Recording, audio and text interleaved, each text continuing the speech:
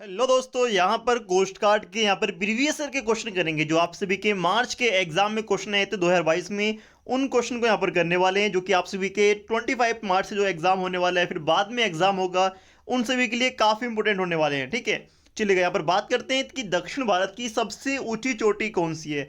ये आप सभी के एग्जाम का क्वेश्चन पूछा हुआ है, तो हो सकता है कि आप सभी के एग्जाम से और भी कोई क्वेश्चन पूछ ले कि अरावली की सबसे ऊंची चोटी का नाम क्या है या फिर कि उसकी हाइट कितनी है। ठीक है, चलिए बात करते हैं दक्षिण भारत की सबसे ऊंची चोटी कौन सी है। तो ये है अन्नामलाई। ऑप्शन नंबर आप सभी का एक करेक्ट होगा। इसको कहते हैं अनामुडी भी कहते हैं, अन्नामलाई भी कहते हैं, और इसकी जो हाइट है वो है 2695 मीटर। कितनी है? 2695 मीटर। और ये पश्चिमी घाट जो है उस पर है, पश्चिमी और पूर्वी घाट के बीच में। ठीक है, चलेगा अगला क्वेश्चन देखते हैं। अगला क्वेश्चन आप सभी का यहाँ पर आते हैं, और क्वेश्चन आप सभी का यहाँ पर कहते हैं कि डेवलपमेंट, डेवलपमेंट का एंटोनिम्स पूछा था। बिल्कुल इजी है, हार्ड नहीं है। तो यहाँ पर आप सभी को इसका आंसर करना था। तो डेवलपमेंट आप सभी का होता है ग्रोथ। सिनोनिम्स अगर पूछेगा तो वो होगा ग्रोथ होगा। ठीक है, यानी कि किसी का यहाँ पर विकास करना किसी भी चीज़ का। ठीक है, तो यहाँ पर इसका जो अलग होगा डिस्ट्रीब्यूट, यानी कि बांट देना, सेपरेट कर देना, किसी भी चीज़ को अलग अलग कर देना। आप लोग इसका एंटोनिम्स कह सकते हैं, वरना जो इसका एंटोनिम्स बनेगा वो बनेगा आप सभी का रिग्रेशन। ठीक है, क्या बनेगा इसका एंटोनिम? रिग्रेशन बनेगा। REGRESSION। ठीक है, रिग्रेशन आप सभी का यहाँ पर बन जाएगा। अगर आगे यहाँ पर बात करते हैं, दूसरा क्या बनेगा? डिक्रीज बनेगा। क्या बनेगा? डिक्रीज कर देना, किसी भी चीज़ को डिक्रीज कर देना। ठीक है, चलिएगा अगला क्वेश्चन देखते हैं। तो आप सभी का जो अगला क्वेश्चन है वो यहाँ पर आता है कि होम रूल लीग के संस्थापक कौन है। तो यहाँ पर होम रूल लीग के फाउंडर पूछा है। तो आपके जहन में 2 से 3 क्वेश्चन आएंगे कि भाई बाल गंगाधर तिलक ने भी एक होम रूल लीग की स्थापना की थी, एक एनी बेसेंट ने की थी। तो इसका मतलब दोनों करेक्ट होंगे। बिल्कुल आपने ठीक कहा कि इसका बोथ यानी कि दोनों करेक्ट आंसर होगा। ठीक है, तो कभी कभी एग्जाम में एग्जामिनर क्या पूछते हैं, कभी फीमेल से पूछते हैं, कभी मेल से पूछते हैं। तो जो होम रूल लीग की स्थापना है वो कब हुई थी? तो ये हुई थी 1916 में, 1916 में हुई थी। अगर बात करते हैं जो बाल गंगाधर तिलक है, इन्होंने सबसे पहले होम रूल लीग की स्थापना की थी। और कब की थी? वो की थी पुणे में। कहाँ पर की थी? पुणे में बाल गंगाधर तिलक ने होम रूल लीग की स्थापना की थी। एंड जो इन्होंने की थी वो की थी अप्रैल में की थी। 4 यानी कि अप्रैल 1996 में इन्होंने स्थापना की थी। अगर बात करते हैं एनी बेसेंट, तो एनी बेसेंट ने सितंबर 1916 में इसकी स्थापना की थी। कब? सितंबर 1916 में बेलगांव में होम रूल लीग की स्थापना की थी। यानी कि इन्होंने एक नाम से 2 पार्टी अलग अलग जगह बनाई थी। और जो पॉपुलर हुई थी वो किसकी थी? वो पॉपुलर थी आपसे भी किसकी? एनी बेसेंट वाली।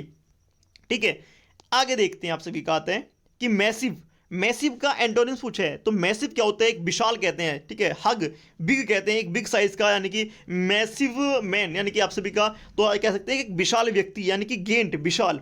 इस्तेमाल छोटा हो जाएगा आप सभी का। एंड आप सभी का यहाँ पर पूछे कि इसका एंटोनिम्स बताने, तो एंटोनिम्स क्या होगा? इस्तेमाल होगा। इस्तेमाल यानी कि छोटा, एंड गेंट या फिर आप सभी का मैसिव होता है बहुत बड़ा। आगे देखते हैं आप सभी का। क्वेश्चन आप सभी के एग्जाम में आया था कि बारूद किसका मिक्सचर होता है। तो ये मैंने आपको पता भी होगा, कुछ लोग अनअकैडमी से जुड़े हुए होंगे जो हमने पहले कभी क्लासेस ली थी। तो ये मैंने क्वेश्चन 3 से 4 बार कराए। तो बारूद किसका मिक्सचर होता है? गंधक, कोयला एंड शोरा।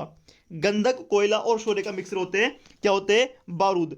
अगर बात करते हैं शोरा क्या होता है, शोरे को कहते हैं साल्ट पीटर। क्या कहते हैं? साल्ट पीटर कहते हैं किसको? शोरे को। चलिएगा, आई होप आप लोग समझ गए होंगे। ऑप्शन नंबर डी इसका करेक्ट होगा, यानी कि सभी। अगला क्वेश्चन आप सभी का आता है ब्रोमीन। ब्रोमीन का संकेत क्या होता है? सभी को पता है, कमेंट बॉक्स में लिखेंगे आप सभी का ब्रोमीन का संकेत बी होगा, BR होगा, या फिर आप सभी का BA होगा। तो कमेंट बॉक्स में जल्दी से कमेंट भर देंगे सभी कैडेट्स। चलेगा, आगे देखते हैं। आप सभी का आता है नेपाल के राष्ट्रपति भवन का नाम क्या है। जैसे कि हमारा राष्ट्रपति भवन है, तो हम अपने राष्ट्रपति भवन को राष्ट्रपति भवन कहते हैं। तो नेपाल में राष्ट्रपति भवन को क्या कहते हैं? आप सभी को आंसर करने हैं। ठीक है, तो नेपाल के जो राष्ट्रपति भवन है उसको क्या कहते हैं? उसको कहते हैं शीतल निवास। क्या कहते हैं? शीतल निवास कहते हैं। चलिएगा, आगे चलते हैं। तो आप सभी कहते हैं कि प्रेरक का मात्रक क्या होता है। ये आप सभी का साइंस का क्वेश्चन है। प्रेरक का मात्रक पूछा था, तो प्रेरक का मात्रक होता है henry. Option number B correct होगा, हेनरी। तो यहां पर आगे आप सभी का ओम, ओम किसका होता है? प्रतिरोध का होता है ओम। ओम किसका होगा? प्रतिरोध का होगा। वोल्ट पर मीटर किसका होगा? ठीक है, वोल्ट पर मीटर आप लोग कमेंट बॉक्स में कमेंट कर देंगे वोल्ट पर मीटर किसका होने वाला है। ठीक है, तो मैं आप सभी को एक छोटा सा हिंट दे देता हूं, V/L। V/L किसके बराबर होगा? जल्दी से कमेंट बॉक्स में बता दें। ठीक है, विभव अपॉन लंबाई किसके बराबर होती है? ठीक है, तो वही उसका होगा। आगे देखते हैं। आप सभी का डेवलपमेंट हो चुका है। इनमें से सबसे अच्छा विद्युत का चालक कौन सा है? अगर यहाँ पर आपका चांदी होती तो आप लोग क्या करते, जल्दी से लगा देते चांदी। अगर सोना होता सबसे पहले सोना लगा देते, ठीक है। मगर यहाँ पर ये ऑप्शन नहीं है, तो यहाँ पर पूछा है कि विद्युत का इनमें से सबसे अच्छा चालक कौन सा है। तो भाई याद रखना कठोर जल, ठीक है, ये आप सभी का करेक्ट आंसर होगा।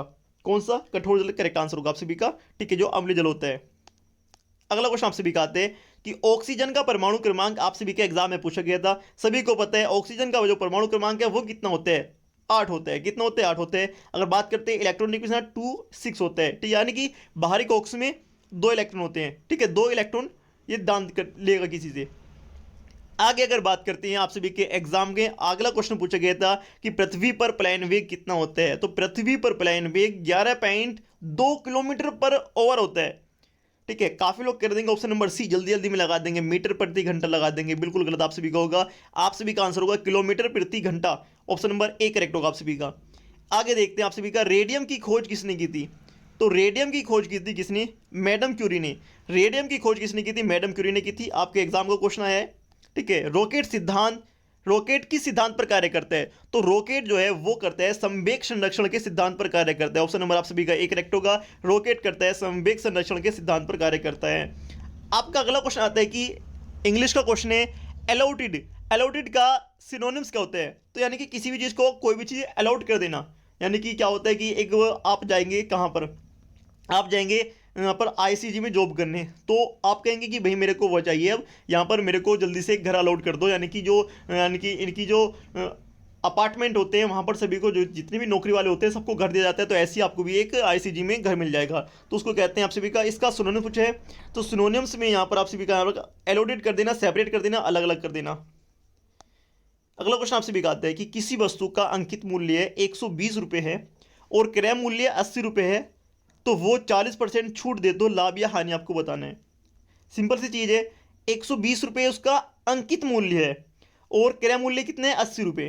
तो 120 पर 40% की छूट देगा तो 120 का यानी कि वो कितना बचेगा? 60 बचेगा, सभी को पता है, ठीक है। 40 की छूट देने पर 60 ही बचेगा, तो 120 का 60 कितना होगा? आप सभी का 0 से 0 कर देंगे, 12×98, 12×72 आप सभी का कितना होगा? 72। कितने का होगा? 72 आप सभी का बनेगा। एंड यहाँ पर क्रय मूल्य हमने वस्तु कितनी की खरीदी? 80 की खरीदी थी। बेच कितने में रहे हैं आप सभी का? 72 बेचने, यानी कि कितने का नुकसान हो रहा है?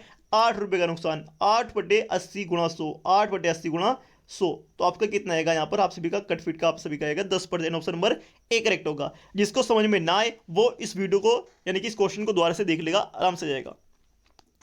आगे देखते हैं, तो साधारण नमक का रासायनिक नाम क्या होता है? सभी को पता है, NaCl होता है। क्या होता है? NaCl करेक्ट आंसर होगा। आगे देखते हैं, अगला क्वेश्चन आपसे दिखाते हैं कि सिंपल मैथ्स का एक यहाँ पर कैलकुलेशन थी, आपको इसको गुणा भाग करना था, आंसर आएगा आप सभी का, ठीक है। सिंपल क्या होगा? आप सभी को इसकी गुणा करनी है, यानी कि x² x की x से गुणा करनी है, प्लस के 10x plus 4x and is equal two plus 40, ये आप सभी का आएगा।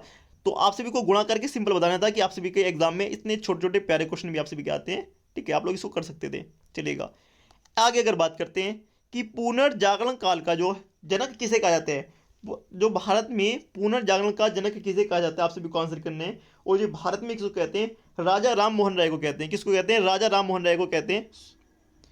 तो यहाँ पर बिल्कुल गलत लिखा हुआ है, चलिए अगला क्वेश्चन देखते हैं, उसका आप सभी का यहाँ पर राजा राम मोहन राय होगा।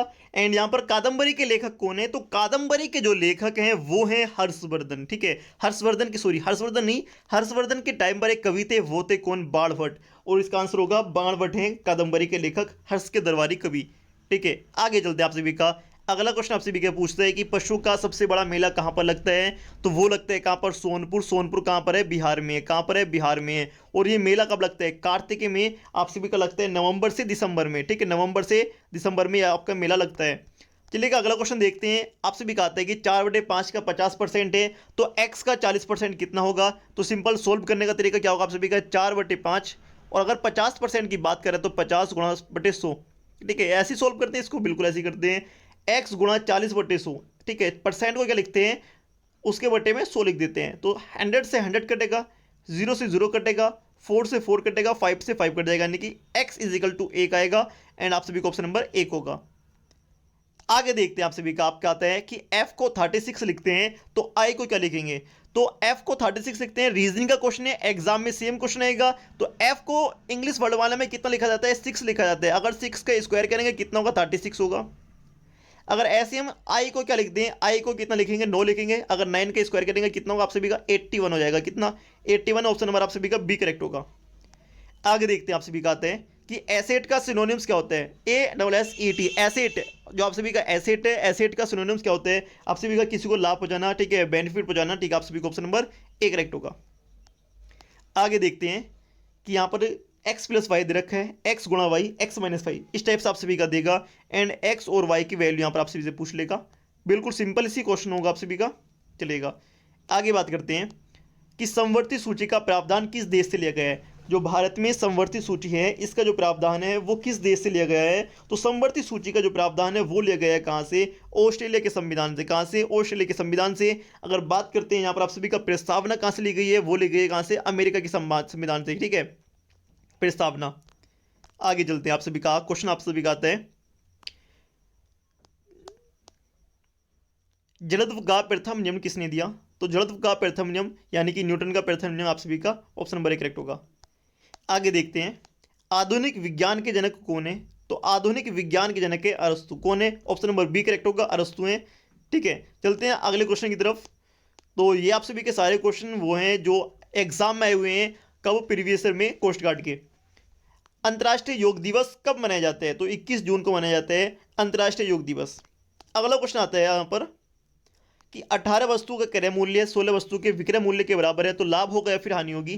तो क्वेश्चन को करने का सिंपल तरीका आप सभी का कि 18 वस्तु का क्रय मूल्य यानी कि 18 का costing price is equal to 16 का सेलिंग प्राइस। ऐसे लिखते हैं, CP अपॉन SP अलग कर लेते हैं, CP अपॉन SP 16 अपॉन 18, ठीक है, इसको 2 से डिवाइड कर देते हैं। तो यानी कि आप सभी का यहाँ पर 8/9 यहाँ पर आ जाएगा।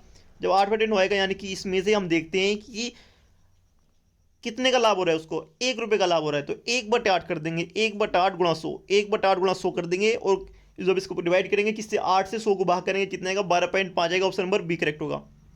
आगे देखते हैं आप सभी का क्वेश्चन आपके यहाँ पर आता है कि शिक्षा का अधिकार अधिनियम कब लागू हुआ। तो जो शिक्षा का अधिकार है, ये जो अधिनियम है वो 2 दिसंबर 2002 को पास हुआ था। एंड ये भारत में 2009 में लागू हुआ। लागू कब हुआ, 2009 में लागू हुआ। और ये संसद से कब पास हुआ था, 2002 में पास हो गया था। आगे देखते हैं अगला क्वेश्चन आपसे भी आता है कि डिफरेंस का सिनोनिम्स क्या होता है। डिफरेंस, तो इसका होगा contrast. Option number A is correct. अगला क्वेश्चन आपसे भी का है पर्वतों के अध्ययन को क्या कहते हैं। पर्वतों के अध्ययन को ओरोलॉजी कहते हैं। क्या कहते हैं, ओरोलॉजी कहते हैं। नेक्स्ट क्वेश्चन है कि एड्स का फुल फॉर्म क्या होता है। तो एड्स का फुल फॉर्म होता है acquired immune deficiency syndrome. Option number A is correct. Next question आता है कि रॉक साल्ट का नाम क्या है। रॉक साल्ट का नाम है सेंधा नमक। क्या नाम है, सेंधा नमक, ठीक है। तो इसको आप लोग अच्छे से याद रखेंगे, इसका नाम है सेंधा नमक। अगर आपको यहां पर पूछा जाए, चलो कुछ नहीं पूछते, आपको बता दें जो इसका PDF है वो मिलेगा टेलीग्राम पर। टेलीग्राम जाकर ज्वाइन कर लें। एंड एनालिसिस के लिए चैनल को सब्सक्राइब भी कर सकते हैं। अगला क्वेश्चन है कि गुरुत्वीय त्वरण को किससे मापते हैं। तो गुरुत्वीय त्वरण को मापते हैं ग्रेवियोमीटर से ना मापते हैं। नेक्स्ट क्वेश्चन इज हवा को किस यंत्र से मापते हैं, एनीमोमीटर से मापते हैं। नेक्स्ट क्वेश्चन, सिरके में कौन सा अम्ल पाया जाता है। तो सिरके में एसिटिक अम्ल पाया जाता है। नेक्स्ट क्वेश्चन, पहल योजना किससे संबंधित है। तो रसोई गैस पर सब्सिडी का सीधा हस्तांतरण होता है पहल योजना से। अगला क्वेश्चन आप सभी का, हिमालय पर्वत में हिमालय से कौन सी नदी नहीं निकलती। तो हिमालय से आप सभी का नर्मदा नहीं निकलती, यह सतपुड़ा पर्वत से निकलती है। नेक्स्ट क्वेश्चन, बेकिंग सोडे का रासायनिक नाम क्या है। तो इसको कहते हैं सोडियम बाई कार्बोनेट या फिर sodium hydrogen carbonate. Option number A is correct. NaHCO3 इसका फॉर्मूला होता है। NaHCO3 इसका ऑफिशियल फॉर्मूला होता है। नेक्स्ट क्वेश्चन, एक्सोडस का एंटोनिम्स पूछा गया था। तो एक्सोडस होता है पलायन कर जाना कहीं से भी। तो इसका जो एंटोनिम्स पूछा था यानी कि आना। एक्सोडस यानी कि निकल जाना, वहां से फरार हो जाना। तो अराइवल होता है आना। नेक्स्ट क्वेश्चन इज टर्न का सिनोनिम्स पूछा था, टर्न करना किसी, ठीक है, टर्न करना यानी कि रोटेट करना। Option number A is correct. Next question आप सभी का आता है कि न्यूट्रॉन और प्रोटॉन से क्वेश्चन पूछा गया था। तो आप लोग इसको ध्यान से देखेंगे। मतदाता दिवस कब मनाया जाता है। तो मतदाता दिवस जो मनाया जाता है वो 25 जैन को मनाया जाता है। 25 जैन से मतदाता दिवस मनाया जाता है। एंड याद रखेंगे इसको हमने 2011 से मनाना शुरू करा है, 2011 से मनाना शुरू करा है मतदाता दिवस। ध्वनि को किस यंत्र से मापते हैं? ओडोमीटर से मापते हैं, ऑडियोमीटर से मापते हैं ध्वनि को। पॉजिटिव का एंटोनिम्स क्या होता है? निगेटिव होगा, सभी को पता है। एंड सेपरेट का सिनोनिम्स क्या होता है? सेपरेट करना, आइसोलेटेड करना, डिवाइडेड कर देना, ठीक है, यानी कि दोनों करेक्ट आंसर होंगे। Authorise representative in other countries, Bharat का कोई रिप्रेजेंटेटिव अगर किसी यहाँ पर गवर्नमेंट भेजती है किसी भी अपने यहाँ पर गवर्नमेंट यानी कि कोई रिप्रेजेंटेटिव भेजती है किसी भी और देश में, तो उसको कहते हैं एम्बेसडर। क्या कहते हैं? एम्बेसडर, राजदूत कहते हैं उसको। क्वेश्चन आता है 10 वस्तु का विक्रय मूल्य 15 के क्रय मूल्य के बराबर है, तो आपको लाभ हानि बतानी है। सेम क्वेश्चन मैंने आपका अभी कराया, तो आप लोग कमेंट बॉक्स में इसका जल्दी से आंसर कमेंट बॉक्स में कमेंट कर देंगे। चलिएगा, कैरी ऑफ। एंड यहाँ पर आपसे भी कहा 10 आदमी एक काम को 15 दिन में कर सकते हैं, तो 20 आदमी उसको कितने दिन में करेंगे? तो सिंपल क्वेश्चन है, मैं आपको करा देता हूँ डायरेक्ट। 10 गुणा 15 आप लोग करेंगे, 10 आदमी 15 दिन में करते हैं, तो 20 कितने में करेंगे? तो इस टाइप से आप लोग करके इसको 7.5 आप सभी का आंसर यहाँ पर आ जाएगा। ठीक है, चलेगा।